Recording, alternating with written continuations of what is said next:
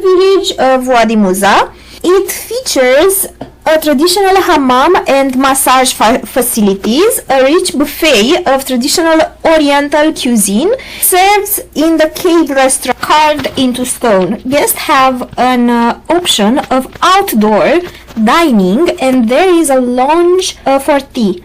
Hotel Edom provides car rental facilities to explore the Aqaba region on the Red Sea. Free parking is available on the site, and 3 type of rooms: double or twin room, triple room, and single room. So I'm here in Petra, which is part of the land of the biblical Edomites, the sons of Esau. And if you remember, Esau was also called Edom, and it means red because he was a redhead. Interestingly, Petra is also full of these beautiful red rock formations. The Nabateans ruled here for hundreds of years, and they built these great big tombs, and it's a beautiful place, amazing to explore, but it just brought a deeper meaning to me to see what this land is like, of when Obadiah is prophesying against the Edomites, because when Judah went into exile in 586 BC, the Edomites, who were also were sons of Esau, and so related distantly, but still related to the Jews. They didn't help them. They weren't even grieving for them or with them. They were actually kind of rejoicing and jeering.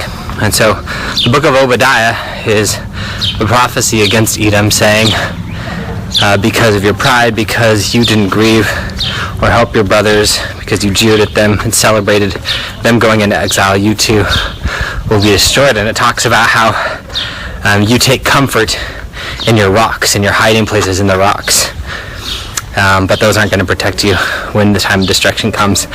And those verses just mean a lot more being here and seeing these rocky area and the places where they could have hidden, and all the strength that they had in these hiding places in the rocks. Just a beautiful place, though.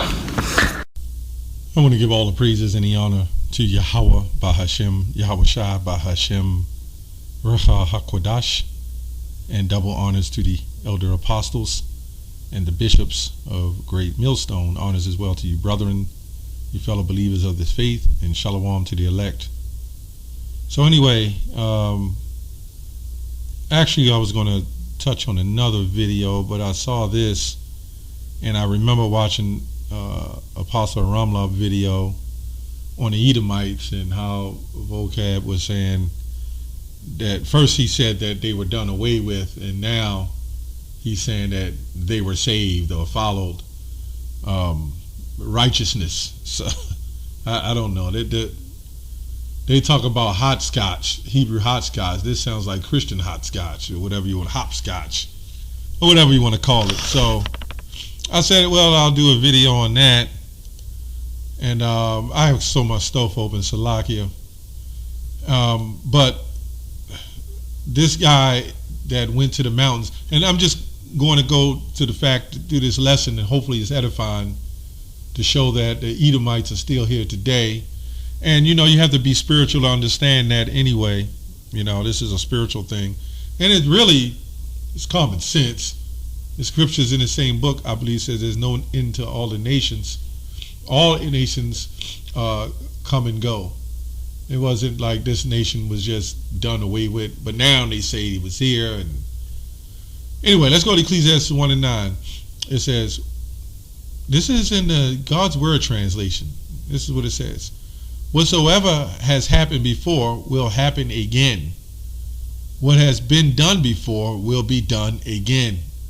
See, this is the more proof that a lot of these weirdos, even Hebrew Israelite weirdos, that says that I believe was the Deacon Hakan Assad said, Exodus, I believe 22, Ezekiel 22, It shall be wiser than Daniel. That was talking about a particular thing. But right here, we see, I don't know why people don't just read the scriptures. Well, they do, but they don't understand it. Or they just have another agenda. Anyway, whatever has been before will happen again. Whatever has been done before will be done again. There's nothing new under the sun. Nothing. Right? So this man went back to visit the caves. He might have been one of the ones living up in there. In fact, every year they got multitudes of people that go back and visit Petra, Edom. They still go back and visit that architect, and the look of it, and they suck in the air and the dust and smell and breathe, right? Because they're going back to their own ways. What would make somebody get on a plane and go back there of holes and rocks? And this man was excited. These people are going back to visit. And they might look like other nations. They might still be Edom. Right? You got to remember, they're scattered too. I don't know. It is what it is. They're trying to say is, and so we understand the Roman Empire, the scriptures talk about the daily wound is healed, has come back. Empires come and go. This is why this is also called the Sodom of Egypt. Right? This is all of them pretty much rolled in together. But if you look at downtown DC and even various other cities, it looks just like Rome. Look at your house. Look at some of the row houses that you see in the inner city. You tell me they don't look like this Petra, Edom. Yeah. It's so many, it's so much proof with the sheetrock and the rock, right? The bricks. They're like in the Flintstones. Anyway.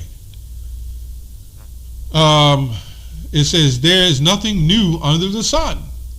Can you say that anything is new? It has already been long before us. This is why we understand reincarnation. They will say it's not people, it's just other things, but there's nothing new. We've been back here, back and forth several times. You just come and go, right? Nothing from the past is remembered.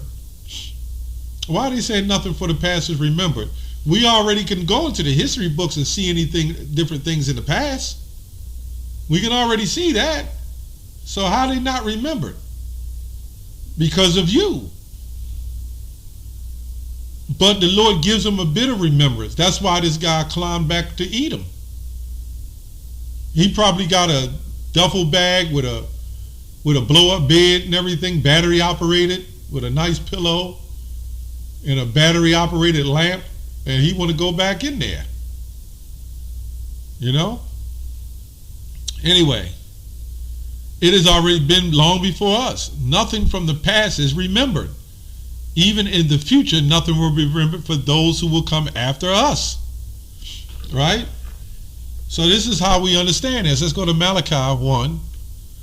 The burden of the word of the Lord, the burden of the word of the Lord to Israel by Malachi. I love you, saith the Lord. They're trying to do so much to hide it. I was looking at stuff on Google, and they're trying to say that somebody asks, is the white man the Edomites? No, don't listen to that black Afrocentric stuff.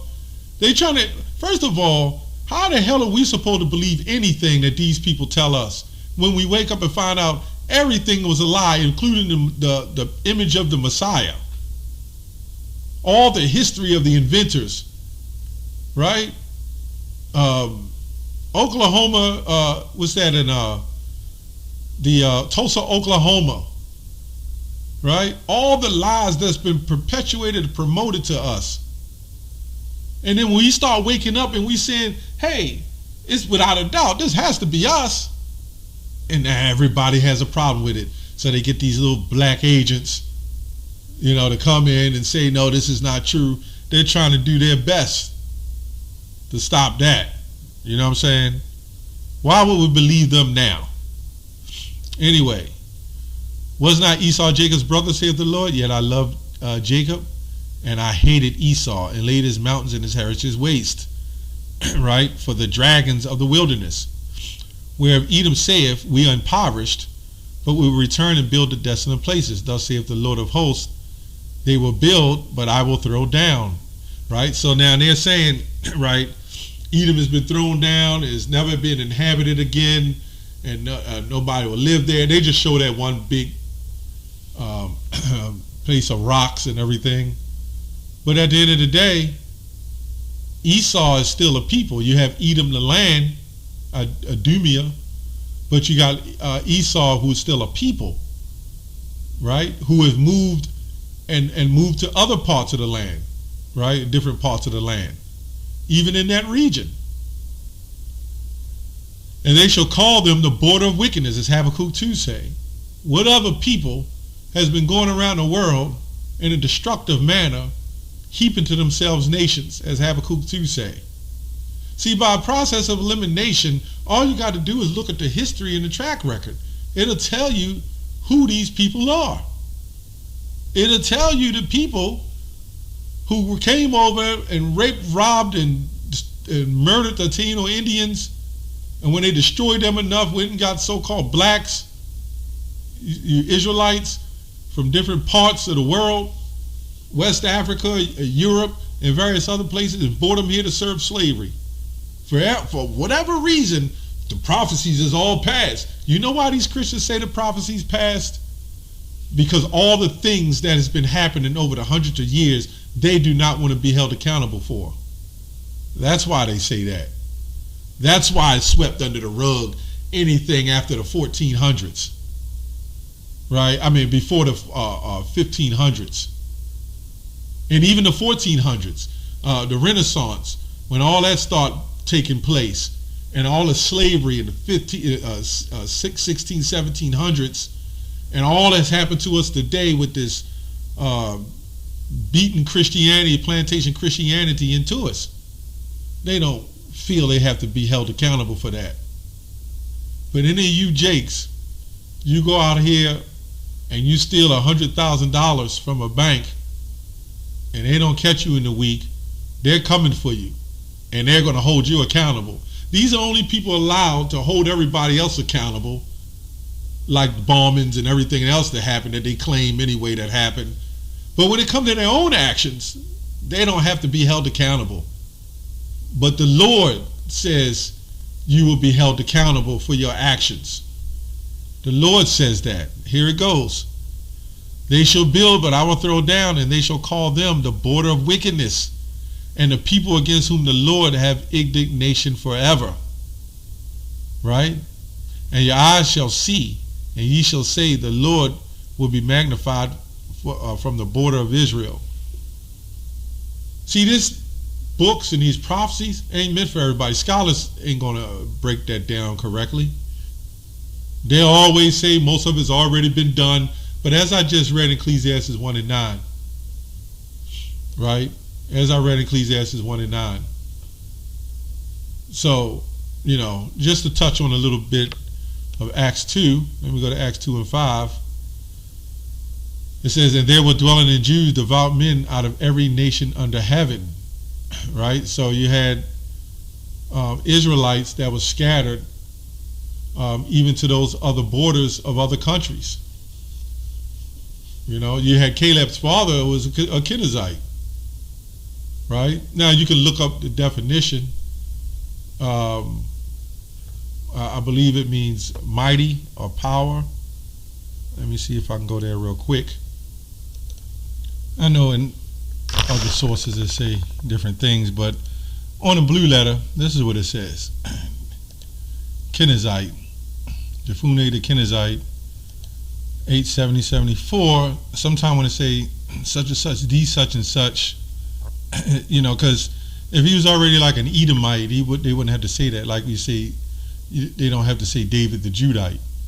But in some instances, when you see that, you got to look it up and see what it means, because it just means they're who they are, right? But the Kenizzite, it says descendant for Kenaz, and it says grandson of Esau, one of the dukes of Edom, a brother of Caleb, father of Othniel. So if he's the father, let me see here, brother.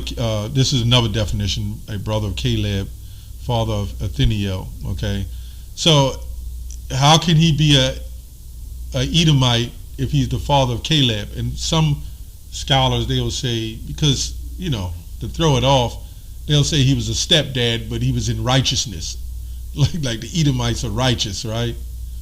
But anyway, so when you go into, you know, that's why it's good to look up things. But you had Israelites that lived in those bordered, those regions in those lands, right? And they were calling themselves different things, just like we call ourselves Americans. That's why when we go back here to Acts 2, it says they were Jews, devout men out of every nation under heaven. So also when we look at the Roman Empire, right, to prove that at the end of the day, I believe I put the clip in here, Hotel Edom, but to prove that at the end of the day, let's go to, let me see, Herod. You know, I'm just reading a little biography. We kind of know. He was born around 72 BCE, the Edomian, south of Judea. He was the second son of Antipater the Edomian, a high-ranking official, Ethnarch Hyrcanus II, Cyprus of the Nabateans, Arab princes from Petra, right? So again, going into the history, you had, you know, people are moved from their lands when they're conquered, right? And the so-called Arabs went in there and conquered that. You know, just going into some how people shift, but there's not an end of them. They just shift. The Israelites are scattered. And this is why when we went to Acts 2, it says, Jews, devout men out of every nation under heaven. Let's go to Deuteronomy 28:64. And thou shalt scatter you among all people, from one end of the earth even to the other. When we look up this word scatter, it means scattered, dispersed, scattered, dispersed. Basically scattered, dispersed. You among all the nations. Right? It says all, the whole, all, whole, each and everything totally. From one end, in extremity borders, outskirts, the whole of the earth, right, to the other parts, the outskirts of the earth, right? So when we look at it, it says nations, people, right, persons. So we're scattered amongst all of these people. The whole, all, holy, each and every one, totally, everything. So this is what scatter is going into. It also says to scatter, to flow, overflow, to break, to shatter, to dash to pieces. Right? And that's what happened with the children of Israel. So go to Acts 2 and jump down to 38 or 39. It says, for the promise is unto you and your children and to all that are far off, even as many as the Lord shall call. So the Israelites has been scattered for many years, right? And then when we got over here, the slavery, we were scattered over here and, you know, through various parts of the globe. So we're everywhere now, you know. So that's what I wanted to touch on, that this, they're still in their lot and they're still building hotels. They're still, you know, visiting their memorials. You know, it makes sense. That's what all this represents. Anyway, you know, when you look at even Romans, you had Romans in the armies of the Israelites. So I believe Vocab read Mark 3 and 8 and said the Edomians followed or whatever. You had Romans. You can look that up. Let me see. Let me type that in real quick. Israelites. You can Google this now. The scholars have now found out. Israelites in the Roman armies, which they were Edomites as well. That's why you see Harod. Okay. It says, yes, there was Israelites in the Roman army. There were Jews who served as foot soldiers, influential generals like Tiberius Julius Alexander, and Jewish military units such as Regi Imusini Lude. Regardless of their relationship with Orthodox Jewish communities of the time, the service of Roman Jews in the imperial armed forces must be recognized. Right? So all those scholars and everybody was saying otherwise, now look what's being said, which we've been bringing out. Elder Apostle Tahar has been bringing that out. So anyway, that's all I have on that. Shalom.